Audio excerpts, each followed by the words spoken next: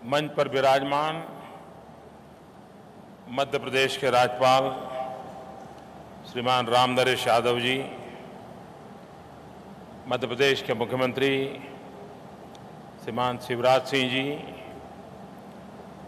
मंत्रिपरिषद में मेरे वरिष्ठ साथी श्रीमती सुषमा स्वराज जी, श्री रविशंकर प्रसाद जी, डॉक्टर हर्षवर्धन जी, गोवा की राज्यपाल श्रीमती मृदुला जी, पश्चिम बंगाल के राज्यपाल श्रीमान केशरीनाथ जी, झारखंड के मुख्यमंत्री श्रीमान रघुवर दास, मॉरिशस के मंत्री श्रीमती लीला देवी, केंद्र में मंत्रिमंडल में मेरे साथी जनरल डॉक्टर वीके सिंह, केंद्र में मेरे साथी श्रीमान किरेन रिजिजू जी, श्रीमान अनिल जी, श्री अनिल वाधवा जी,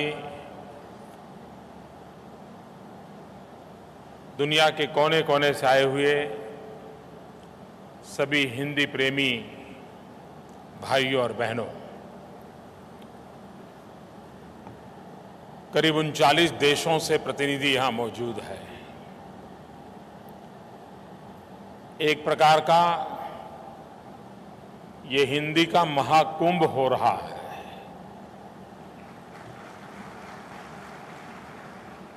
अभी तो आप सिंहस्थ की तैयारी में हो, लेकिन सिंहस्थ की तैयारी के पहले ही भोपाल की धरती में ये हिंदी का महाकुंभ, उसके दर्शन करने का हमें अवसर मिला है।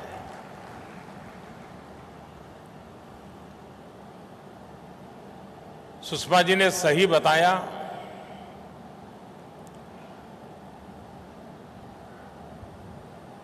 कि इस बार के अधिवेशन में हिंदी भाषा पर बल देने का प्रयास है।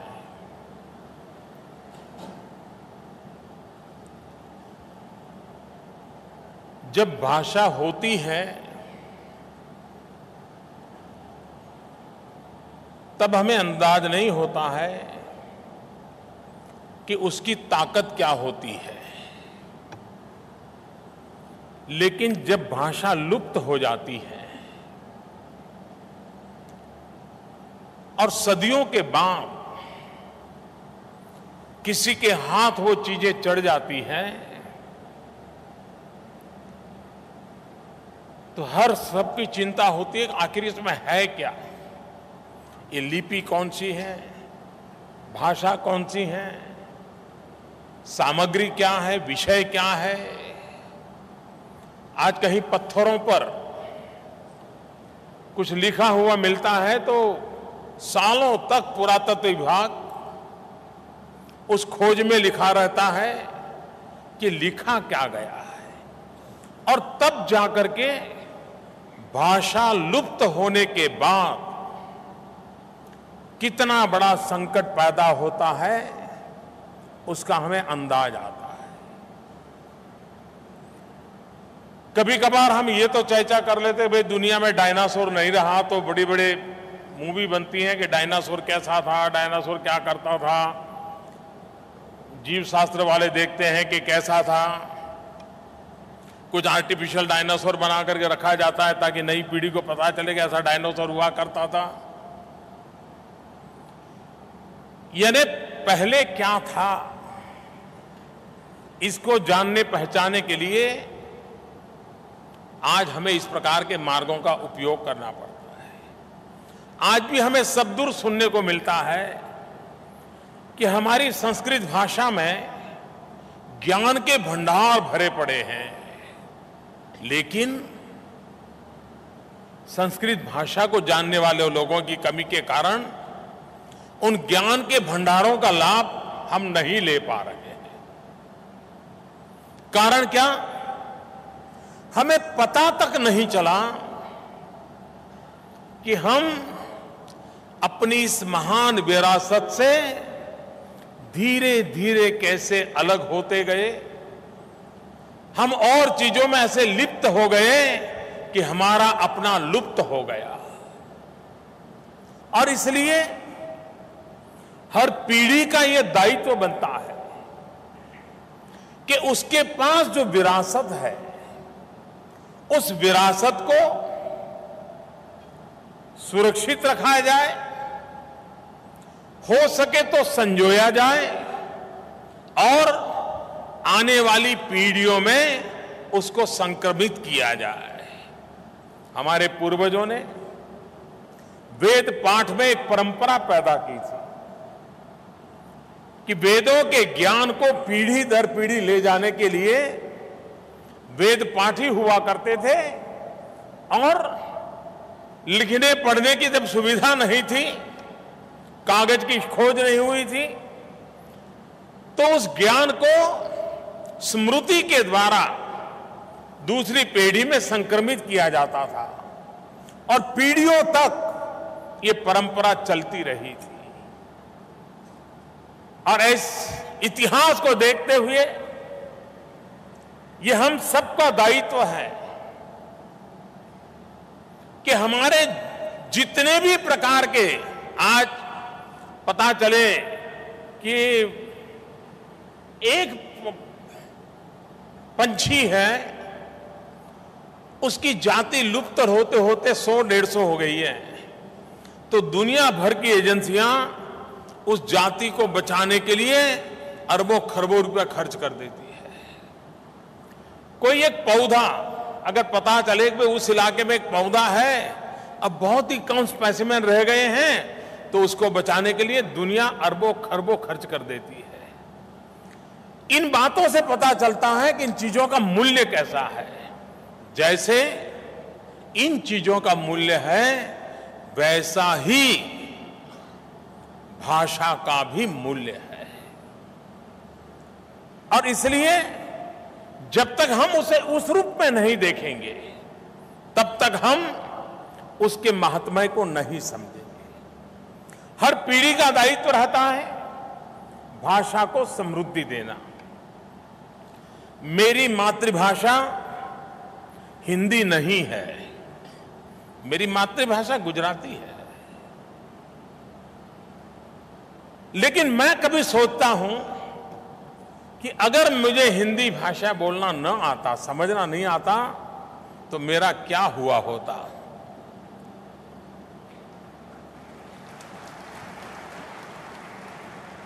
मैं लोगों तक कैसे पहुंचता, मैं लोगों की बात कैसे समझता। और मुझे तो व्यक्तिगत रूप में भी इस भाषा की ताकत क्या होती है उसका भली भांति मुझे अंदाज है।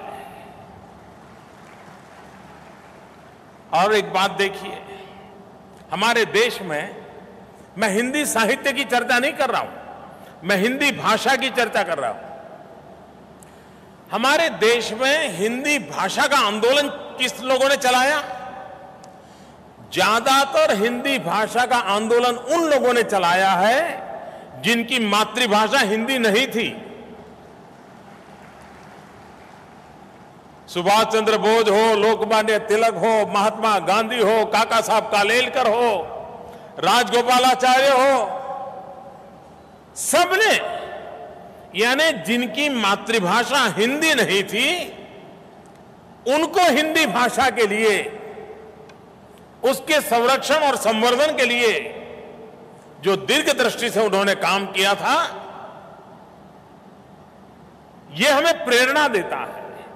और आचार्य विनोबा भावे, दादा धर्माधिकारी जी, गांधीयन फिलॉसफी से निकले हुए लोग, उन्होंने यहां तक, उन्होंने भाषा को और लिपि को, दोनों की अलग अलग ताकत को पहचाना था।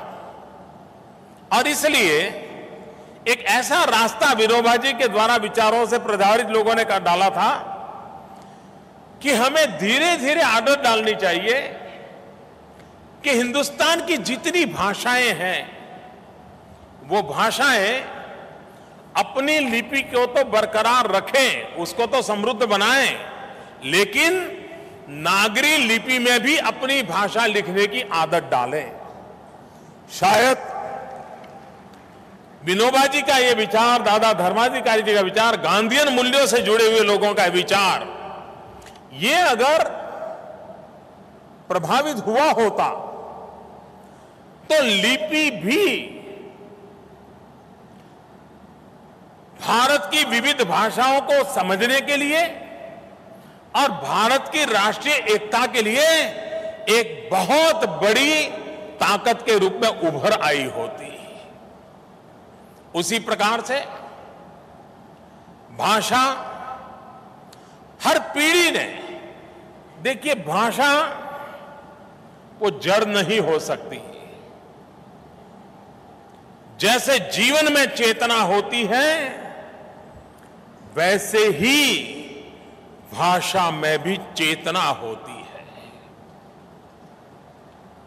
हो सकता है उस चेतना की अनुभूति स्टेथोस्कोप से नहीं जानी जाती होगी, उस चेतना की अनुभूति थर्मोमीटर से नहीं नापी जाती होगी, लेकिन उसका विकास, उसकी समृद्धि उस चेतना की अनुभूति कराती है। वो पत्थर की तरह जड़ नहीं हो सकती है।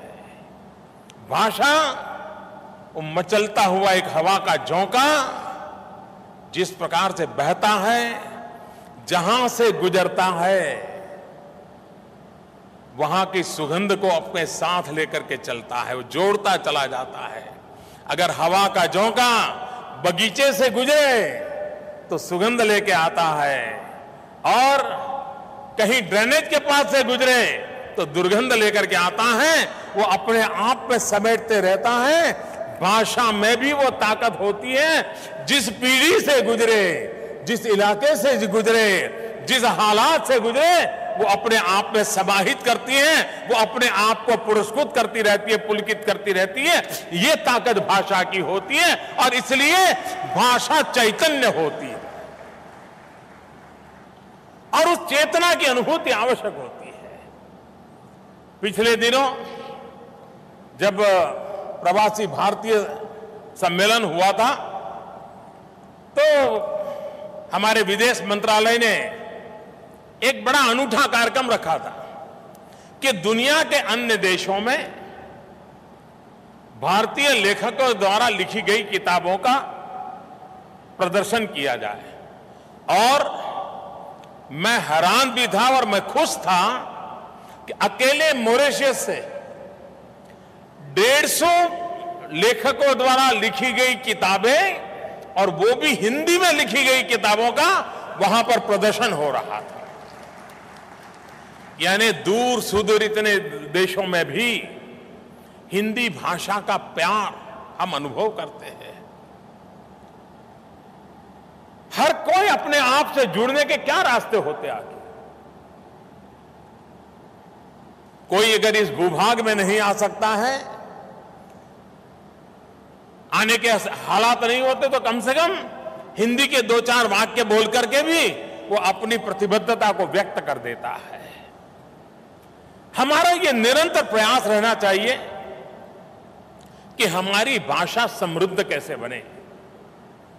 मेरे मन में एक विचार आता है, भाषा शास्त्री उस पर चर्चा करें। क्या कभी हम हिंदी और तमिल भाषा का वर्कशॉप करें, और तमिल भाषाओं में जो अद्भुत शब्द हो उसको हम हिंदी भाषा का हिस्सा बना सकते हैं क्या? हम कभी बंगला भाषा और हिंदी भाषा के बीच वर्कशॉप करें, और बंगला के पास जो अद्भुत शब्द रचना हो, अद्भुत शब्द हो जो हिंदी के पास न हो, क्या हम उनसे लेख कह सकते हैं भाई ये भी दीजिए, हमारी हिंदी को समृद्ध बनाने के लिए इन शब्दों की हमें जरूरत है। चाहे जम्मू कश्मीर में गए, डोगरी भाषा में 2-4 ऐसे शब्द मिल जाएं, 2-4 ऐसी कहावत मिल जाए, 2-4 ऐसे वाक्य मिल जाए, वो मेरी हिंदी में अगर फिट होते हैं। हमें प्रयत्न पूर्वक हिंदुस्तान की सभी बोलियां, हिंदुस्तान की सभी भाषाएं, जिसमें जो उत्तम चीजें हैं, उसको हमें समय समय पर हिंदी भाषा की समृद्धि के लिए उसका हिस्सा बनाने का प्रयास करना चाहिए, और ये अविरत प्रक्रिया चलती रहनी चाहिए। भाषा का गर्व कितना होता है। मैं तो सार्वजनिक जीवन में काम करता हूं, कभी तमिलनाडु चला जाऊं और वणक्कम बोल दूं, वणक्कम, और मैं देखता हूं कि पूरे तमिलनाडु में इलेक्ट्रीफाइंग इफेक्ट हो जाता है। भाषा की ये ताकत होती है। बंगाल का कोई व्यक्ति मिले और भालो आछी पूछ लिया, उसको प्रसन्नता हो जाती है। कोई महाराष्ट्र का व्यक्ति मिले, कश काय चलता है, एकदम प्रसन्न हो जाता है। भाषा की अपनी एक ताकत होती है और इसलिए हमारे देश के पास इतनी समृद्धि है, इतनी विशेषता है।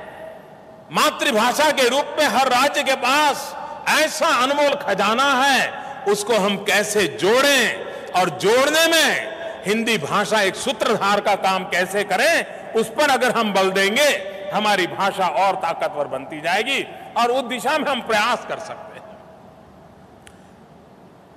मैं जब राजनीतिक जीवन में आया तो पहली बार गुजरात के बाहर काम करने का अवसर मिला। हम जानते हैं हमारे गुजराती लोग हिंदी कैसी बोलते हैं, तो लोग मजाक भी उड़ाते हैं। लेकिन मैं जब बोलता था तो लोगों मानते मुझे पूछते थे, मोदी जी आप हिंदी भाषा सीखे कहां से, आप इतनी हिंदी अच्छी बोलते कैसे हैं। अब हम तो वही पढ़े जो सामान्य रूप से पढ़ने को मिलता है, थोड़ा स्कूल में पढ़ाया जाता, उससे ज्यादा नहीं। लेकिन मुझे चाय बेचते बेचते सीखने का अवसर मिल गया, क्योंकि मेरे गांव में उत्तर प्रदेश के व्यापारी जो मुंबई में दूध का व्यापार करते थे, उनके एजेंट और ज्यादातर उत्तर प्रदेश के लोग हुआ करते थे। वो हमारे गांव के किसानों से भैंस लेने के लिए आते थे और दूध देने वाली भैंसों को वो ट्रेन के डिब्बे में मुंबई ले जाते थे और दूध मुंबई में बेचते थे। और जब भैंस दूध देना बंद करती थी तो फिर आकर के वो गांव में छोड़ जाते और उसके कॉन्ट्रैक्ट के पैसे मिलते थे। तो ज्यादातर रेलवे स्टेशन पर ये मालगाड़ी में भैंसों को लाना ले जाने का कारोबार हमेशा चलता रहता था। उस कारोबार करने वाले ज्यादातर उत्तर प्रदेश के लोग हुआ करते थे और मैं उनको चाय बेचने जाता था। उनको गुजराती नहीं आती थी, मुझे हिंदी बिना के बेचे जाने बिना चारा नहीं था, तो चाय ने मुझे हिंदी सिखा दी थी। भाषा सहजता से सीखी जा सकती है, थोड़ा सा प्रयास करें। कमियां रहती है, जीवन के आखिर तक कमियां रहती हैं, लेकिन आत्मविश्वास खोना नहीं चाहिए। आत्मविश्वास रहना चाहिए। कमियां होगी, थोड़े दिन लोग हंसेंगे, लेकिन फिर उसमें सुधार आ जाएगा। और हमारे यहां गुजरात का तो स्वभाव था कि दो लोगों को अगर झगड़ा हो जाए, गांव के भी लोग हो, वो गुजराती में झगड़ा कर ही नहीं सकते। उनको लगता है कि गुजराती में झगड़े में प्रभाव पैदा नहीं होता है, मजा नहीं आता है। जैसे ही झगड़े की शुरुआत होती है तो वो हिंदी में अपना शुरू कर देते हैं।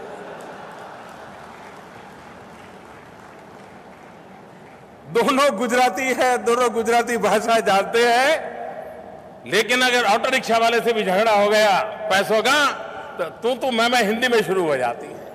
उसको लगता है कि हाँ हिंदी बोलूंगा तो उसको लगेगा हाँ ये कोई दम वाला आदमी है।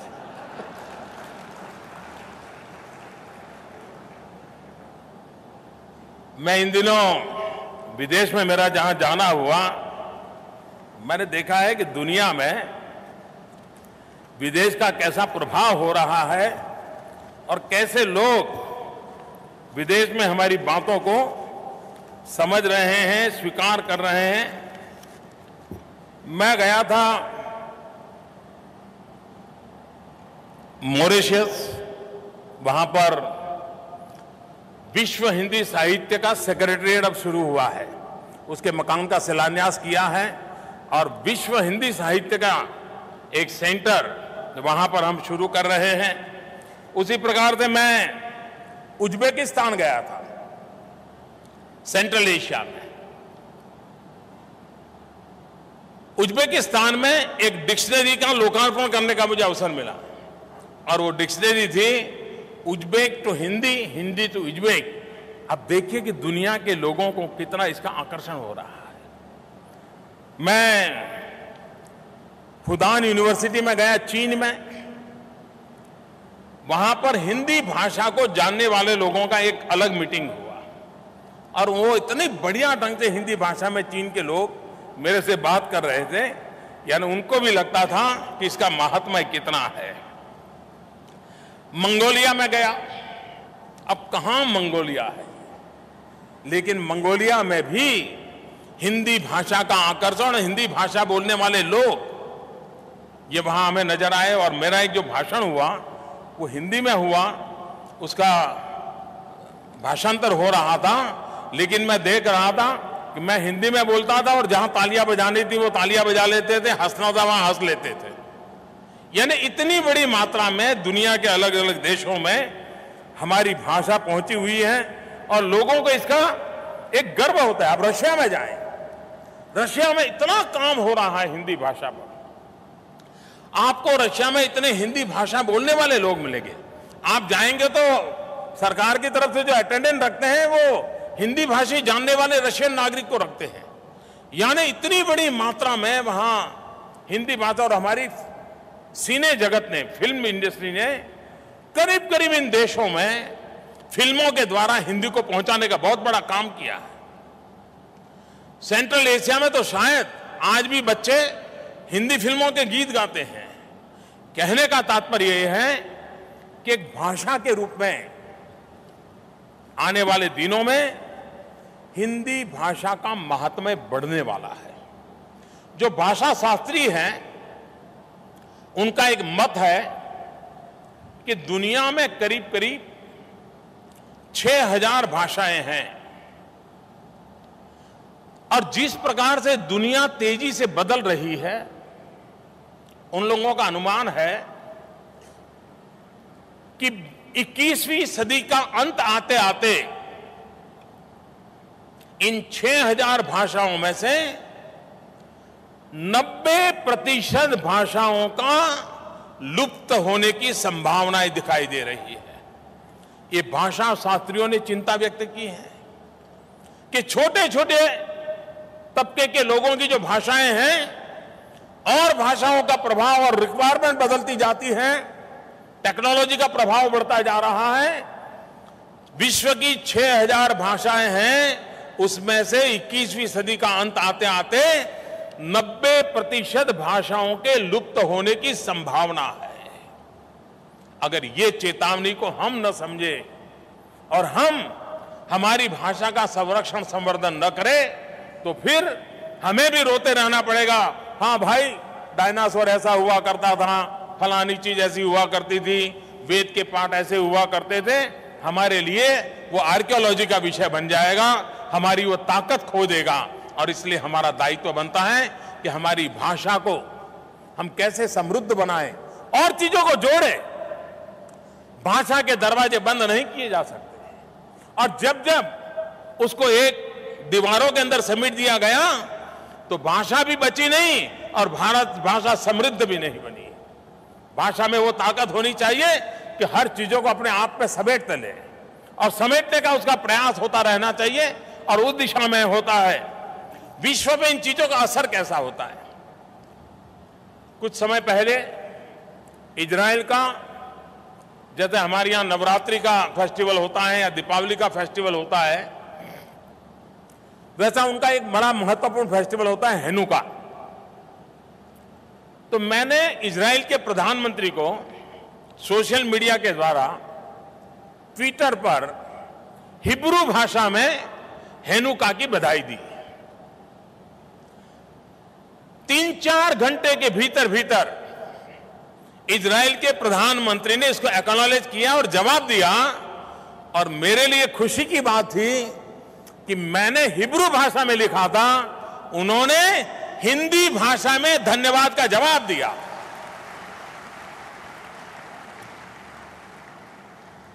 इन दिनों दुनिया के जिन भी देशों से मुझे मिलने का होता है वो एक बात अवश्य बोलते हैं, सबका साथ सबका विकास। उनकी टूटी फूटी भाषा, उनकी उच्चार करने का तरीका कुछ भी हो, लेकिन सबका साथ सबका विकास।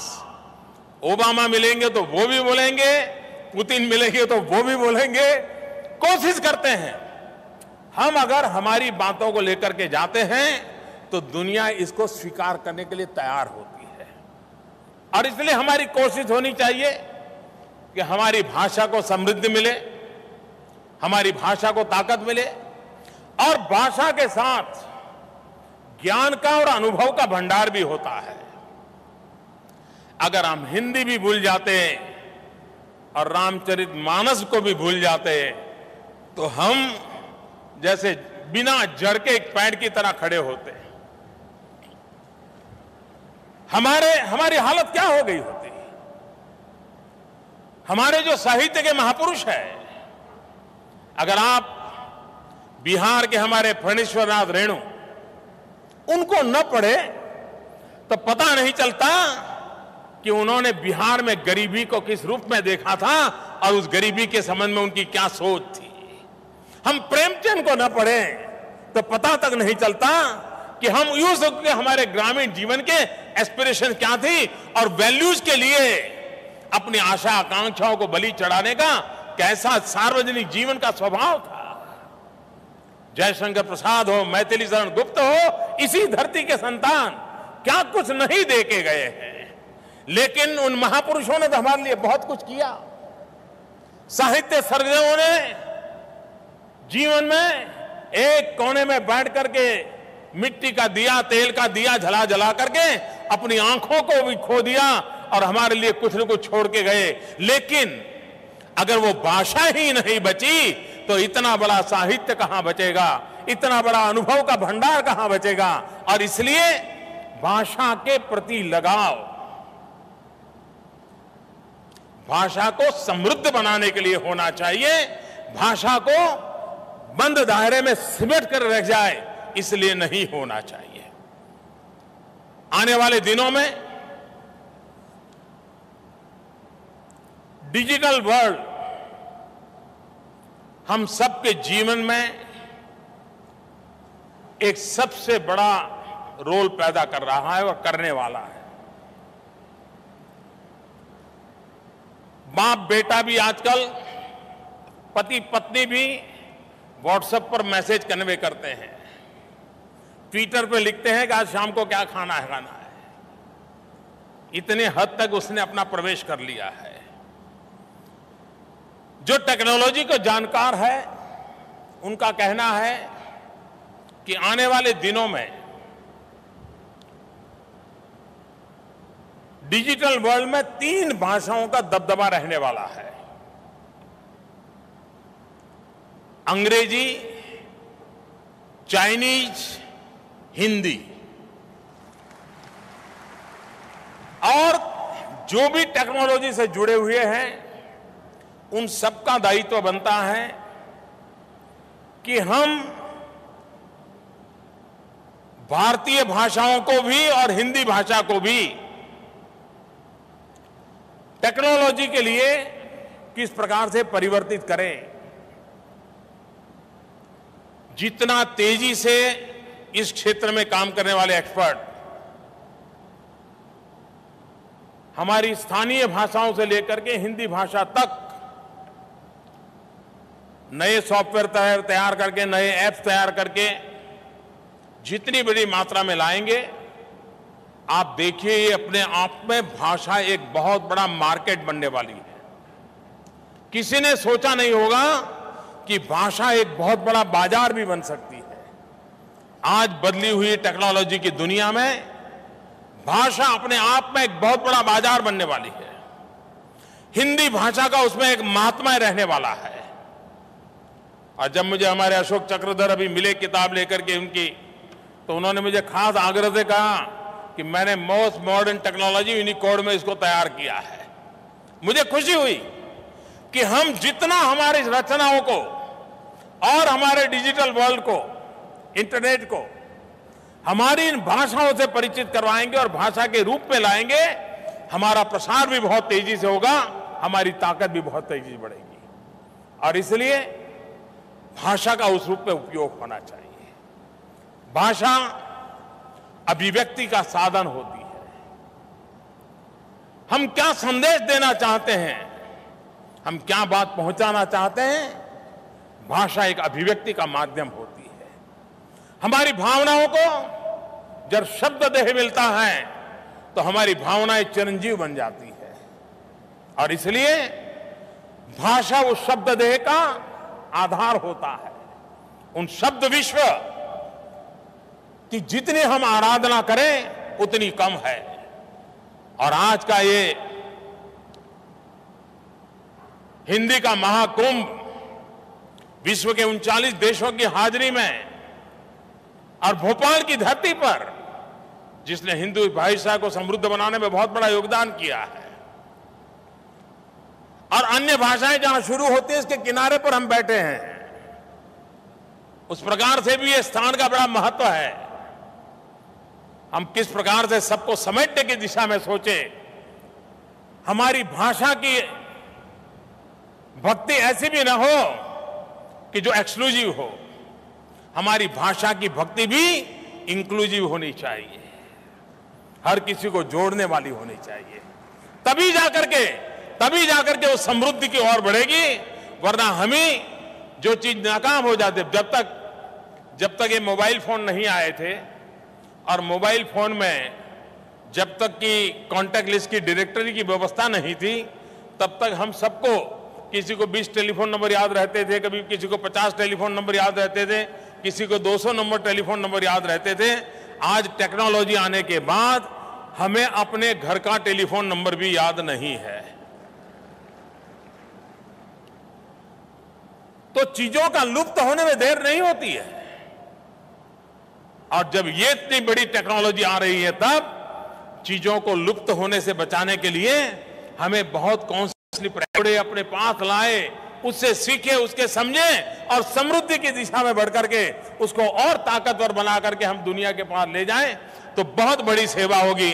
मैं फिर एक बार इस समारोह को मेरे हृदय से शुभकामनाएं देता हूं। और जैसा सुषमा जी ने विश्वास दिलाया है कि हम एक निश्चित आउटकम लेकर के निकलेंगे, और अगला जब विश्व हिंदी सम्मेलन होगा तब हम धरातल पर कुछ परिवर्तन ला करके रहेंगे। ये विश्वास एक बहुत बड़ी ताकत देगा।